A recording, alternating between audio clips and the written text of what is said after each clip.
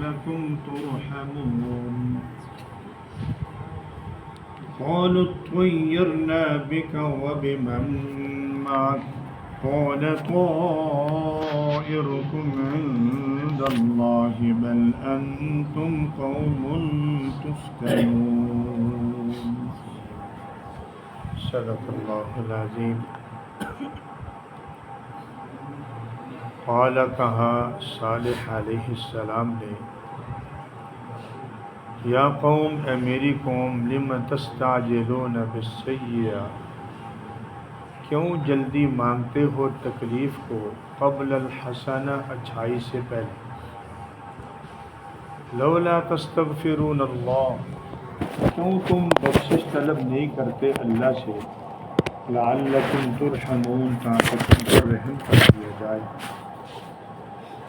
قالوا اطیرنا بک وبمن معک، انہوں نے کہا ہم آپ کے ساتھ اور آپ پر ایمان لانے والوں کے ساتھ نحوست پکڑتے ہیں۔ قال طائرکم عند اللہ، کہا صالح علیہ السلام نے، تم منحوس ہو اللہ کے ہاں، بل انتم قوم تفتنون، بلکہ تم آزمائش میں، فتنے میں ڈالی ہوئی قوم۔ محترم سامعین، سورۃ نمل کی آیت نمبر 46 اور 47 کی تلاوت کی گئی۔ اسلامی مہینوں کے لحاظ سے ماہ سفر گزر رہا ہے۔ دیگر مہینوں کی طرح اس مہینے میں بھی بہت سی ایسی رسومات معاشرے میں پھیلی ہوئی ہیں اور ان پر اچھا خاصا وقت لگ جاتا ہے، اور وقت جو ہے بعض دفعہ لگتا ہی نہیں ہے، ضائع ہونے کے ساتھ وہ گرفت اور پکڑ کا باعث بھی بن جاتا ہے۔ اس میں دو چیزوں کی تعلیم دی گئی۔ فرمایا دیکھو، اللہ سے اچھائی مانگو، بھلائی مانگو، عافیت مانگو، اس کی رحمت کا سوال کرو، اس سے تکلیف نہ مانگو، مشکل نہ مانگو۔ اکثر ہمارے معاشرے میں یہ ہوتا ہے کہ بعض دفعہ کسی تکلیف میں کوئی ہوتا ہے تو کہتا ہے یا اللہ موت ہی دے دے، چھٹکارے ہی دے دے۔ بعض دفعہ اپنے لیے نہیں تو دوسروں کے لیے تنگ آتا ہے تو یا اللہ اس کو یوں کر دے، اس کو وہ کر دے۔ اکثر ہمارے ہاں ہوتا ہے یہ۔ اللہ فرماتے ہیں کہ ایسا نہ کرو، جلدی نہ مانگو، اس لیے کہ جس طرح اللہ تعالیٰ تمہارے لیے اچھائی اور بھلائی کی دعا جلد قبول کرتے ہیں، اسی طرح تمہارے لیے یا جس کے لیے تم نے مانگی ہے اس کے لیے اللہ جو تکلیف والی دعا بھی قبول فرما لیں تو پھر تم نے بیٹھ کر اس کے اوپر پچھتانا ہے۔ اس طرح دیکھنے میں آتا ہے کہ بہت دفعہ ماں باپ اولاد کے لیے بد دعا کرتے ہیں اور وہ پوری ہو جاتی ہے، پھر وہی ماں اور وہی باپ بیٹھ کر روتے ہیں کہ ہم نے کیوں ایسی بد دعا کی تھی، تو جا بچے آج نہ تو گھر میں نہ آنا، تو نہ آ سکے، تیرا کسی گاڑی سے واسطہ پڑ جائے، کسی فلاں سے واسطہ پڑ جائے۔ بعد میں وہی بیٹھ کر پھر ساری زندگی روتے ہیں کہ ہم نے یہ کیا دعا کی تھی اس کے لیے۔ اس لیے کہا کہ ایسا مت کرو، اچھائی مانگو اللہ سے، بھلائی مانگو اللہ سے، اس کی رحمت کا سوال کرو، عافیت مانگو۔ اب فرمایا کہ یہ ماہ سفر کے بارے میں مختلف قسم کے عقائد ہیں، ان میں سے ایک عقیدہ یہ بھی ہے کہ 13 تیزی، یہ ہمارے ہاں ایک لفظ بولا جاتا ہے 13 تیزی، یہ جو 13 تاریخ تک، جو سفر کی 13 تاریخ تک تو یہ بہت ساری بلائیں اترتی ہیں، اور اگر 12 لاکھ بلائیں اترتی ہیں پورے سال میں تو ان میں سے 11,90,000 اس مہینے میں اترتی ہیں اور ان دنوں میں اترتی ہیں، باقی 10,000 باقی مہینوں میں اترتی ہیں۔ اس لیے آپ نے دیکھا، ہم دیکھتے ہیں، لوگ پوچھتے ہیں اس میں کوئی شادی نہیں کی جاتی، کسی خوشی کا فنکشن نہیں کیا جاتا، دکان اور مکان کی افتتاح نہیں کیا جاتا، اور بہت ساری چیزیں نہیں کی جاتی. اور بھائی اگر یہ خوشی اور غمی تم اگر اس مہینے میں نہیں کرنا چاہتے تو پھر بچوں کی پیدائش بھی روک دو اور مرنا بھی روک دو. جب تم مرنا بھی نہیں روک سکتے، پیدا ہونا بھی نہیں روک سکتے، تو جو کام تم کرتے ہو یہ فضولیات ہے. اب ہمارے ہاں معاشرے میں مستورات میں یہی ہوتا ہے، مردوں میں بھی یہ ہوتا ہے. اور بھائی یہ سفر گزرنے دو، محرم سفر گزرنے دو، پھر کوئی شادی کا یا منگنی کا کوئی فنکشن کریں گے، یہ گزرنے دو ذرا، پھر کاروبار شروع کریں گے. تو یہ چیزیں شریعت کے اندر سب کی سب وقت ضائع کرنے والی بات ہے. حضور علیہ الصلوۃ والسلام کا نکاح حضرت زینب اور ایک روایت میں حضرت میمونہ کا نکاح سفر کے مہینے میں ہی ہوا. حضرت علی رضی اللہ تعالیٰ عنہ کا اپنا نکاح حضرت فاطمہ رضی اللہ تعالیٰ عنہا کے ساتھ سفر کے مہینے میں ہی ہوا. ان کو ہم بنیاد بناتے ہیں، ان کو بنیاد بنا کر ہم کہتے ہیں یہ نہ کرو یہ نہ کرو، حالانکہ ان کا اپنا نکاح اسی مہینے میں ہوا. تو اس لحاظ سے ویسے تو انسان کی طبیعت جو ہے وہ اسی طرح چاہتی ہے. ہر بندہ چاہتا ہے امیری ہو جائے، غربت کا منہ نہ دیکھوں، صحت مل جائے، کبھی بیماری کا منہ نہ دیکھوں، خوشی مل جائے، کبھی غمی کا منہ نہ دیکھوں. طرح طرح کے خیالات ہیں، لیکن ایسا ہوتا نہیں ہے. ہوتا وہی ہے جو اللہ چاہتے ہیں، وہی کچھ ہوتا ہے جو اللہ نے مقدر کر دیا وہ کچھ ہوگا.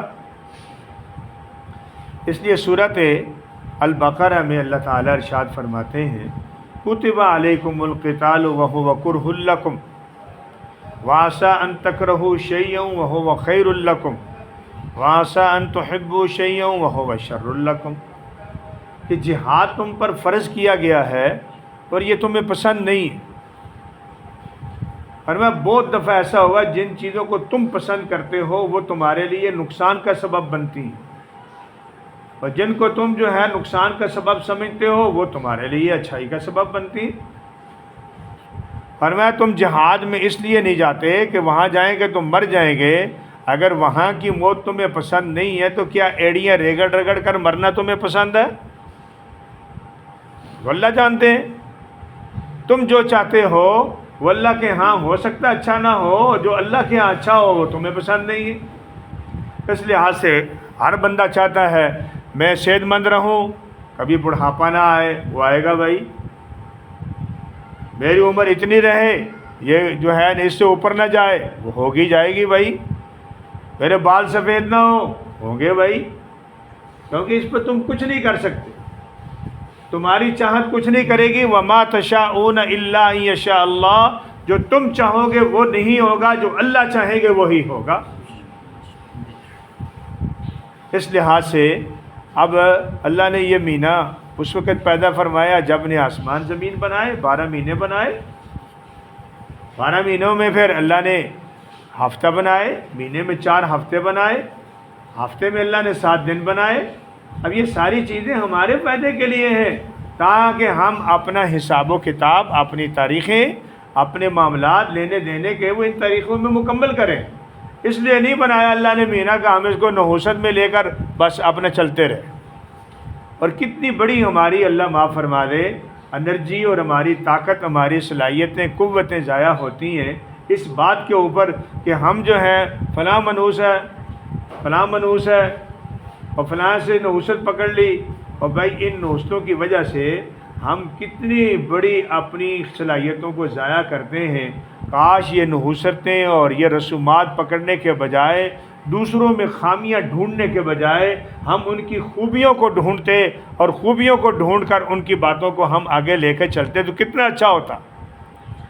آج ہمارے ہاں یہی ہوتا ہے. بھائی کیا صورت اعلیٰ کاروبار کی؟ نہیں جناب بہت بری حالت ہے. جب سے اس دکان میں آیا ہوں نا تباہی اتر گئی. یہ دکان بڑی منحوس ہے. بھائی گھر کے کیا حالات ہیں؟ گھر میں جب سے اس گھر میں آیا ہوں نا برباد ہو گئے. اللہ کے بندے یہ مثال ہے. اس گھر میں تو آیا ہے، کون سا تو نے اس گھر میں آنے پر جھوٹ چھوڑا ہے؟ کون سا تو نے اس گھر میں آنے پر رسومات سے ہٹ گیا ہے؟ کون سا تو اس دکان پر آنے پر جھوٹی قسمیں کھانی چھوڑی ہیں؟ کون سا اس دکان پر آنے میں تو نے اپنے آپ کو دین کے مطابق بنایا ہے؟ کام تو سارے وہی کرتے ہو بھائی. اب یہ مکان منحوس ہو گیا، دکان منحوس ہو گئی. اللہ معاف فرما دے. ایک خاتون جو ہے وہ سر پکڑ کر بیٹھی ہوتی ہے اور کہتی ہے جب سے بہو لے کے آئی ہوں نا تو گھر برباد ہو گیا ہے. اللہ کی بندی، یہ بہو تو لے کے آئی ہے تو گھر برباد ہو گیا ہے. ذرا بتا تو صحیح، گھر کے اندر جو دین ہونا چاہیے تھا وہ پیدا ہو گیا ہے؟ ارے ایک بہو کو نشانہ بنایا ہے کہ بہو منحوس ہے. بندے کو پوچھو کیا حال ہے، اور جناب جب سے منگنی ہوئی ہے نا تو دکان جو ہے وہ خراب ہو گئی ہے، اور جب سے شادی ہوئی ہے نا تو کاروبار کا منہ بند ہو گیا ہے. کیا تو نے خود اپنی برائیوں کا منہ بند کیا ہے؟ بات یہ ہے کہ انسان جب بھی منحوس ہوتا ہے، نحوست آتی ہے اس کے اندر، اس کے اعمال کی وجہ سے آتی ہے. کسی دکان کی جائیداد کی وجہ سے نہیں آتی. وہ خود منحوس ہے، اس کے اعمال اس کو منحوس کرتے ہیں. تو وہ چیزیں تو جو نہ کرنے والی ان کو چھوڑتے نہیں ہیں، جو کرنے والی ان کو کرتے نہیں ہیں. ساری زندگی ہماری انہی باتوں پر گزرتی ہے. وہ منحوس ہے، اس سے نحوست آ گئی ہے، اس سے فلاں ہو گیا، اس سے فلاں ہو گیا. اب مجھے بتائیے کہ ہم کتنا وقت اور اپنی کتنی صلاحیتیں ضائع کرتے ہیں ان باتوں کی وجہ سے. ہونا تو یہ چاہیے کہ ہمیں خیال کرنا چاہیے. حضور علیہ السلام نے ارشاد فرمایا لا عدوى ولا طیارہ ولا ہام ولا سفر او کما قال علیہ السلام. فرمایا یہ دیکھو، یہ چھوت چھات، یہ بیماریوں کا متعدی ہونا، یہ پھیلاؤ ہونا اللہ کے حکم سے ہے، تو خود نہیں پھیلتی. اسی طرح فرمایا ذرا دیکھو، یہ تم جو پرندوں سے فال نکالتے ہو، بدشگونی پکڑتے ہو، یہ ساری کی ساری باتیں تمہاری ضائع ہیں. کوئی الو آ کے بیٹھ گیا، اس سے کچھ نہیں ہوگا. گھر کبھی برباد نہیں ہوگا. گھر جب بھی برباد ہوگا گھر کے الوؤں سے برباد ہوگا جو دین پر نہیں چلنے والے. اور گھر کے اندر اتنے الو ہیں، نماز نہیں پڑھتے. گھر کے اندر اتنے الو بن گئے ہیں جو دین پر نہیں چلتے. گھر کے اندر اتنا معاملہ بنا ہوا ہے جو جھوٹ کو نہیں چھوڑتے. گھر کے اندر بے پردگی ہے، اس کو نہیں چھوڑتے. الو آ گیا، وہ تو اللہ کی مخلوق ہے، وہ تو آ گیا، لیکن جو اندر ہے ان کا کیا بنے گا؟ اللہ اکبر. اس لیے کہتے ہیں کہ اس باغ کا کیا بنے گا، اس انجام گلستان کیا ہوگا جہاں پر سارے معاملات اس طرح کے بنے ہوئے، تو وہ باغ تباہ ہوگا. اس تباہی کا سارا وبال ہم دوسروں پہ ڈالتے ہیں. خود صبح نکلے کام کے لیے، راستے میں بلی آ گئی، واپس گھر چلے آئے. آج تو کالی بلی نے راستہ کاٹ دیا. اب بھائی راستہ کالی بلی نے نہیں کاٹا، تیری سستی نے تیری نیت کو خراب کر دیا. کالی بلیوں سے کیا ہوتا ہے؟ وہ تو اللہ کی مخلوق ہے، وہ آتی جاتی رہے گی، وہ اپنے رزق کی تلاش میں ہے. تم کیوں خواہ اپنے آپ کو ایسے کرتے ہو؟ کہتے ہیں کہ سلیمان بن عبد الملک، یہ بھی ایک بادشاہ گزرا ہے بنو عباس سے، بنو امیہ سے. ایک دفعہ یہ اپنے لشکر کے ساتھ باہر نکلا تو اس کا ارادہ تھا شکار کرنے کا. ایسا کرتے تھے، آج بھی ایسا ہوتا ہے. جس کو اللہ تعالیٰ مال و دولت انسان ضرور مانگے، لیکن ساتھ اس کے راستے پہ لگانے کی بھی توفیق مانگے، ورنہ مال و دولت انسان کو جہنم میں لے جائے گی. وہ باہر نکلا تو ایک دم اس نے دیکھا کہ ایک آدمی ہے، اس کی ایک آنکھ ہی نہیں. اپنے لشکریوں کو کہنے لگا ابھی صبح صبح ایک ایسے بندے سے ماتھا لگا ہے جس کی تو آنکھ نہیں ہے، لگتا ہے آج شکار شکور کوئی بھی نہیں ہوگا. یہ کہاں سے آیا ہے، کون ہے؟ کسی نے بتایا فلاں جگہ رہتا ہوں. کہا اس کو پکڑو، جیل میں ڈالو اس کو، اس نے ہمارا سارا مسئلہ خراب کر دیا. فوراً وہ چلا گیا، شکار شکور کرتا رہا. 2 دن کا پروگرام تھا، وہاں پر 8 دن لگ گئے. 8 دن کے بعد جب واپس آیا تو کسی نے یاد کرایا کہ جناب آپ نے ایک بندے کو، اس کو جو ہے نا قید خانے میں ڈالا تھا، تو اس کے بارے میں کیا حکم ہے؟ کہا نہیں بھائی اس کو لے کے آؤ. ہمارے شکار کا تو بڑا اچھا رہا معاملہ، ہم تو 2 دن کے لیے جانے تو 8 دن لگا کے آئے اور بڑا شکار بھی ملتا رہا. اس کو لے کے آئے تو اس نے کہا کہ جناب اگر جان کی امان ہو تو میں ایک سوال کروں؟ میں نے کہا جی بالکل کرو. اس نے کہا سلیمان صاحب یہ بتائیں آپ کہ آپ نے مجھے منحوس ٹھہرایا اور مجھے اٹھا کر جیل میں ڈالا اور اپنے آپ کو آپ نے بہت اچھا بنایا اور 8 دن آپ جو ہے وہ شکار کر کے آئے ہیں. بات تو یہ تھی کہ آپ نے مجھے دیکھا اور میں نے آپ کو دیکھا. آپ نے مجھے دیکھا تو 2 دن کا شکار 8 دن کر کے آئے اور میں نے آپ کو دیکھا تو میں گیا جیل میں. اب بتائیں کہ منحوس آپ ہیں یا میں ہوں؟ ہم بھی تو دوسروں سے پکڑتے ہیں نا، نحوست پکڑتے ہیں. جب سے بہو آئی یہ ہوا، تو بھائی جب سے بہو تمہارے گھر میں آئی تمہارا ساس بننا ثابت ہوا، سسر بننا ثابت ہوا، تو کیا تم منحوس ہو یا آنے والی بہو منحوس ہے؟ پتا تو یہ بھی نہیں ہے. تو اس نے کہا ہاں لگتا تو ایسے ہی ہے کہ تم نے مجھے دیکھا تو مجھے تو 8 دن شکار ملا، میں نے تمہیں دیکھا تو تم جیل خانے میں گئے. اس نے کہا میں منحوس نہیں ہوں، تم خود منحوس ہو. آج کل کسی کے پاس کوئی ایسا پیمانہ نہیں ہے وہ کسی کو نحوست میں ٹھہرائے، منحوس ٹھہرائے. ہم اپنا وقت ضائع کرتے ہیں، کسی کو منحوس ٹھہرایا، کسی کو یہ ٹھہرایا، اور بھائی کام نہیں کرتے. اور صبح صبح فلاں بندے سے میرا ماتھا لگ گیا تھا، آمنا سامنا ہو گیا، آج کام ہونا ہی نہیں ہے. اور نالائق اس نے کہا تمہیں یہ کہا کہ تم نہ جاؤ، تم خود کام کرنا چاہتے نہیں ہو اور سارا ملبہ اس کے اوپر ڈال دیا. یہ ہمارے ہاں ہوتا ہے. آگے جی کہا نا خاتون کو آج بازار نے، اور نہیں صبح وہ آگے سے پیڑے منہ والی، اور میں نہیں جاتی آج بازار، وہ ملنے ہی کچھ نہیں. خدا کے بندے دوسروں کے بارے میں کیوں ایسی رائے قائم کرتے ہو؟ یہ بدگمانی ہے، بدشگونی ہے. اور اللہ اس کے نبی نے ہمیں ان بدشگونیوں سے منع کیا ہے. ہر کسی کے بارے میں سوچو کہ وہ یہ ہے اور وہ یہ ہے، وہ کچھ بھی نہیں ہے. تو کچھ ہو تم خود ہو، اپنے اعمال کے خود ذمہ دار ہو. باتیں کڑوی ہیں لیکن ہمارے ساتھ ہوتی ہیں، ہم کرتے ہیں. اس سمیت ہم سارے اسی میں مبتلا. تو میرے بھائیو یہی بات حضرت صالح علیہ السلام کی قوم نے کہی، اے صالح آپ اور آپ پر ایمان لانے والے منحوس ہیں، اس لیے ہمارے اوپر مشکلیں آ رہی ہیں، تکلیفیں آ رہی ہیں، ہمارے اوپر یہ وہ معاملات آ رہے ہیں، تم منحوس ہو. فرمایا نہیں قال طائرکم عند اللہ، تم اپنے اعمال کی وجہ سے اللہ کے ہاں منحوس ہو. اپنے اعمال کو درست کرو، دوسرے پر کس قسم کے کوئی کیچڑ مت اٹھا لو. اب دیکھیں اللہ کا نظام، ہمارے معاشرے میں جھوٹ کتنا ہے. مسجدیں ہوں، حتیٰ کہ بیت اللہ کے غلاف کے ساتھ چمڑ کر بھی لوگ جھوٹ بولتے ہیں، وہاں بھی یہ غلط کہتے ہیں. جو کہہ رہا ہوتا کہ سمجھ جائے یا اللہ فلاں نے یہ کیا، فلاں انہوں نے نہیں کیا. بھائی بیت اللہ کا طواف جو ہے وہ کرتے ہوئے جھوٹ بول رہے ہوتے ہیں، مسجد میں بیٹھ کر جھوٹ بول رہے. کون سی جگہ ہے جہاں جھوٹ نہیں بولا جا رہا؟ لیکن یہ بات پکی ہے کہ حضور علیہ السلام نے فرمایا الصدق ینجی والکذب یہلک، او کما قال علیہ السلام.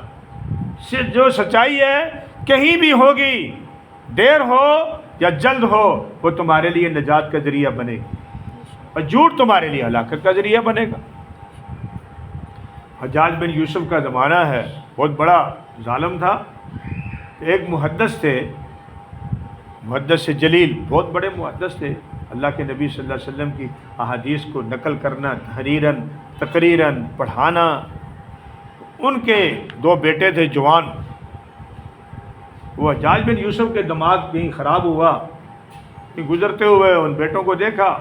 لازمی بات ہے وہ اپنے کام میں تھے، انہوں نے کوئی اس کے ساتھ کوئی سلام نہیں کیا ہوگا.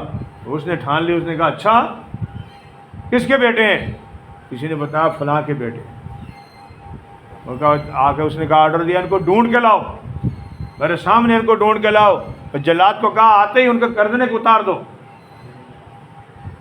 وہ اب ڈھونڈنے کے لیے لگے تو سارے ان کو یہ ایسا تھا کہ جیسے کسی کو پتہ چل جائے تو وہ بھاگتا ہے جان بچانے کے لیے، کسی رشتہ دار کے ہاں، کسی دوست کے ہاں، کہیں پہ آ کے جان بچ جائے.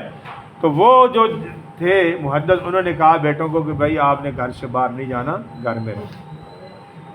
جو اللہ نے ہمارے لیے تقدیر میں لکھ دیا نا اس کو کوئی نہیں ٹال سکتا. یا رہو.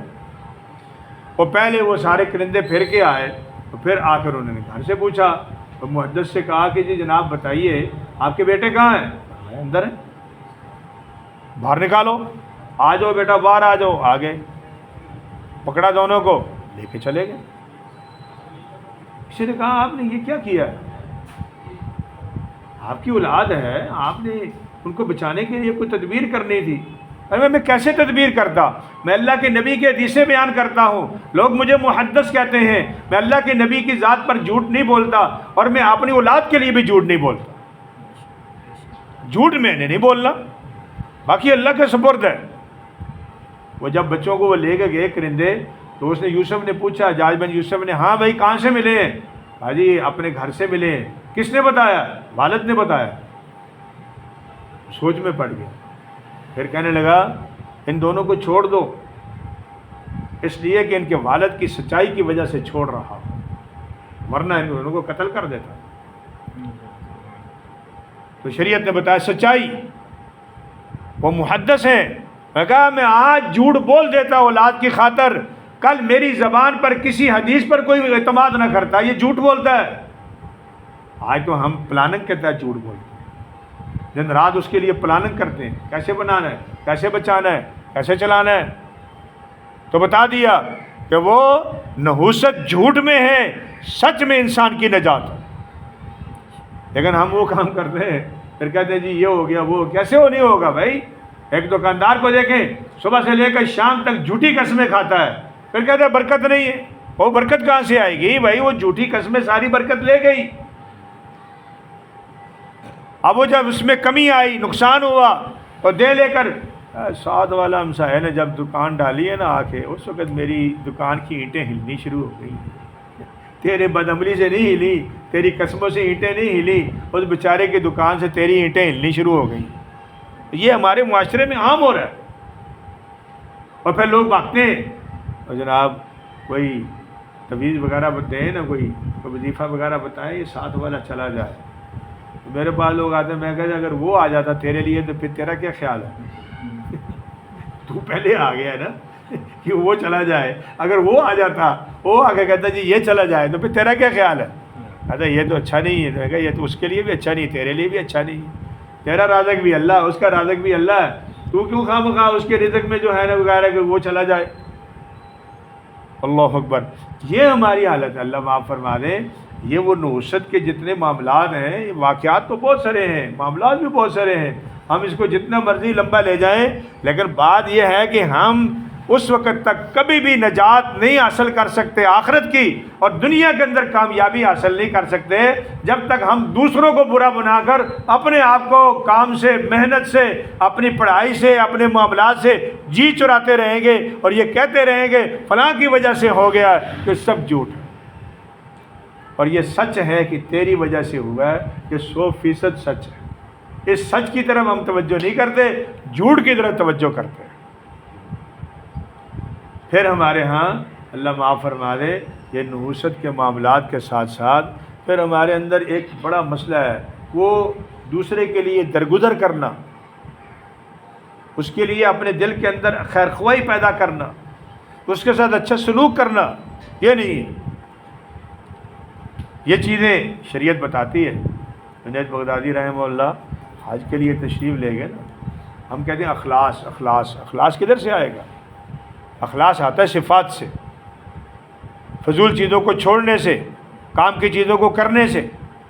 حج پہ گئے تو مینا میں انہوں نے جب کنکری شنکریاں ماری، اس کے بعد حلق کرانا ہوتا ہے، وہ ایک حجام کے پاس چلے گئے۔ اس زمانے کی بات ہے، اس زمانے میں کوئی وہاں پر لمبا چوڑا کام نہیں ہوتا تھا، لوگ اسی طرح راستوں میں کھڑے ہوتے تھے، میرے بھائی حلق کر دے، میرے جو ہے نا قصر کر دے۔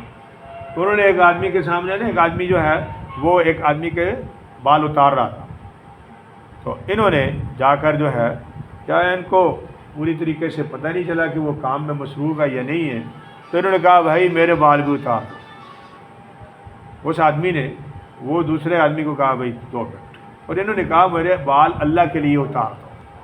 یہ ان کی طرف سے ایک پیغام تھا کہ میرے پاس اس وقت جیب میں کچھ بھی نہیں ہے، اللہ کے لیے میرے بال اتار دو۔ اس نے وہیں پر اس آدمی سے کہا کہ بھائی تھوڑا سا تیرے سے تو میں نے لینے پیسے، اور ان کے بال میں نے اتارنے اللہ کے لیے، تو اس لحاظ سے میں ان کے بال، انہوں نے جلدی سے ان کے بال اتار دیے۔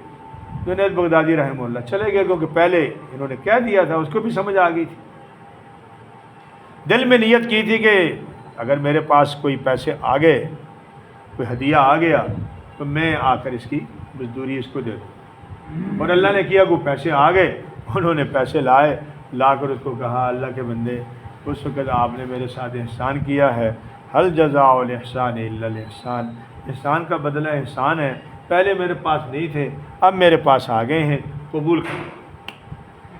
اس نے کہا دیکھ بھائی اللہ کے بندے، میں نے یہ کام پہلے بھی اللہ کی رضا کے لیے کیا تھا اور اب بھی میری اللہ کی رضا ہی ہے، جس طرح پیسے لائے ہو اسی طرح لے کر واپس چلے جاؤ، مجھے تمہارے پیسوں کی ضرورت نہیں ہے. حضرت جنید بغدادی رحمہ اللہ فرماتے ہیں میں کھڑا ہو گیا، سوچتا رہا، سوچنے کے بعد اللہ نے میرے دل میں ڈالا، اے جنید اگر تم نے اخلاص سیکھنا ہے تو اس حجام سے سیکھ کر جاؤ. اس کو اخلاص کہتے ہیں، عمل سے پہلے بھی اللہ کی رضا اور عمل کے بعد بھی اللہ کی رضا، یہ اخلاص ہے. ان چیزوں کے اوپر ہماری توجہ دی. اور استقامت، معاف کرنا، وہ بھی استقامت سے آتا ہے. امام احمد بن حنبل رحمہ اللہ جنہوں نے بہت بڑا امت کا ایک مقدمہ اٹھایا، وہ لڑتے رہے ساری زندگی. ان کے زمانے میں عباسی خلیفہ تھے اور وہ اس قرآن کو کہتے تھے یہ قرآن جو ہے ختم ہونے والا ہے. حالانکہ یہ قرآن کے الفاظ جو ہیں، الفاظ قرآنی، یہ حادث ہیں، ہمارے ہاں بھی بولا جاتا ہے یہ چیز ختم ہونے والی ہے اور قیامت کے قریب اللہ ان الفاظ کو اٹھا لیں. اور جو اصل قرآن ہے، اصل کی جو ذات ہے، نفس اس کا ہے، وہ ختم ہونے والا نہیں، وہ اللہ کی صفت ہے. اللہ نے کسی آسمانی کتاب کو تلاوت نہیں فرمائی اس کی اپنی شایع نشان مطابق، اللہ نے اس کتاب کی خود تلاوت فرمائی. تو اللہ کی ذات سے، اللہ کی صفت ہے یہ. وہ اس زمانے میں یہ فتنہ اٹھا تھا، جیسے آج کل بہت سے فتنے ہیں، وہ ان کو بادشاہ جو تھا وہ ان کو روزانہ کوڑے مروایا کر، 100 کوڑا مارو. تو ان کو ایک گزرتے ہوئے ایک ڈاکو نے ان کو کہا کہ کان میں کہ دیکھنا احمد بن حنبل میں ڈاکو ہوں، کئی دفعہ پکڑا گیا ہوں، بڑی ماریں کھائی، لیکن میں غلط ہو کہ کبھی ڈاکہ چھوڑا نہیں، اب بھی مارتا ہوں ڈاکے، میں پکا ہوں اپنی غلطی پر. اے امام احمد بن حنبل، آپ اللہ کے قرآن کے لیے کھڑے ہوئے ہو، اس لحاظ سے استقامت پر رہنا، آپ کے ڈاما ڈول ہونے سے امت ڈاما ڈول ہو جائے گی، ڈاما ڈول نہ ہونا. اس لحاظ سے احمد بن حنبل فرمایا کرتے ہیں میں ڈاکو سے سیکھا استقامت. استقامت کسے کہتے ہیں؟ ڈٹ جاؤ دین کے اوپر، کچھ بھی ہوگا وہ اللہ کے حکم سے ہو. تو جب یہ دور چلا گیا ان عباسیوں کا، بعد میں ان کی اولاد آ گئی، وہ بنے خلیفہ، تو انہوں نے احمد بن حنبل رحمہ اللہ کے پاس جا کر کہا کہ جناب آپ ہمارے بڑوں کو معاف کر دیں، انہوں نے آپ کے ساتھ بہت ظلم کیا، بہت زیادتی کی، ہم جانتے ہیں، تاریخ بتاتی ہے، ہمیں بھی پتہ ہے کہ وہ ظلم کرتے تھے، معاف کر دیں. احمد بن حنبل رحمہ اللہ کے جملے دیکھیں، اس کو کہتے ہیں درگزر کرنا، اس کے کہتے ہیں معاف. فرمایا تم نبی کی اولاد سے ہو، عباسی ہو نا، حضرت عباس ان کے خاندان سے ہو، عباسی ہو، یاد رکھو میں تمہیں پہلے نہیں بتایا، اب بتاتا ہوں، جب تمہارے بڑے مجھے کوڑا مرواتے تھے، جب مجھے کوڑا لگتا تھا تو دوسرا کوڑا لگنے سے پہلے میں ان کو معاف کر دیتا، کیونکہ یہ نبی کی نسبت سے ہیں، نبی کی اولاد سے ہیں، اور میں نبی علیہ السلام کی اولاد کے سامنے قیامت کا دن نہیں کھڑا ہو سکتا، میں اسی وقت معاف کر دیتا. یہ ہے انسان کے لیے عفو و درگزر کرنے کا، یہ ہے استقامت، یہ ہے اخلاص، اور یہ ہماری جتنی بھی آج کل انرجی لگ رہی ہے وہ ساری اسی پہ لگ رہی ہے، تو نحوس، تو منحوس، تو فلاں، دکان، مکان، بہو، بیٹا، اور پتہ نہیں کیا کیا ہمارے ہاں ساری زندگیاں اسی بات پر گزر جاتی ہیں، اور کبھی یہ نہیں سوچا کہ ان پر ہمارے لگنے والی طاقتیں، صلاحیتیں سب ضائع ہو رہی ہیں اور ہم خود بھی ضائع ہو رہے ہیں. اللہ سے